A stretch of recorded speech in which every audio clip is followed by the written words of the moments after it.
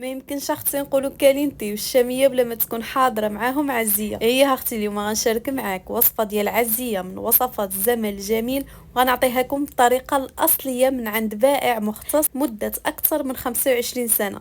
كتجي معلكه ولذيذه، فضروري تجربوها. اول حاجه غنحضروها هي السيرو اللي كنعدلو فيه 2 كيسان ديال السكر مع 2 كيسان د الماء و2 معالق ديال الليمون. غادي نعملو لمده 15 دقائق فوق البوطه، بعد غادي نزيد لهم واحد نص كاس ديال الماء زهر ونرجعهم يغليو واحد 2 دقائق. انا غادي نشبر 2 لايف ديال الطحين محمر، غادي نزيد لهم هنايا راس الحوانت، واحد راس معلقه مع معلقه ديال القرفه و2 معالق ديال الزنجلان وشويه ديال حبه حلاوه.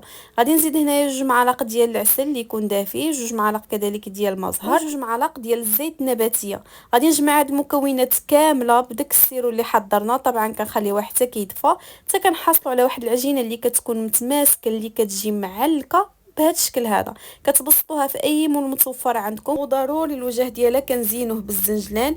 بعد ما كنرشوه كنحاولوا اننا نثبتوه كذلك بهذا الشكل هذا باش كيبقى ثابت على العزيه ديالنا. صافي كتقطعوه يا مربعات يا معينات، ممكن كذلك تزينوها بحبه ديال اللوزه في الوسط، فكتجي معلكه ولذيذه ما تشبعوش منها. من وصفات الزمن الجميل اللي كنحماق عليها. نتمنى انكم تجربوها. ما تنساوليش لايك. نقول لكم بصحه والراحه.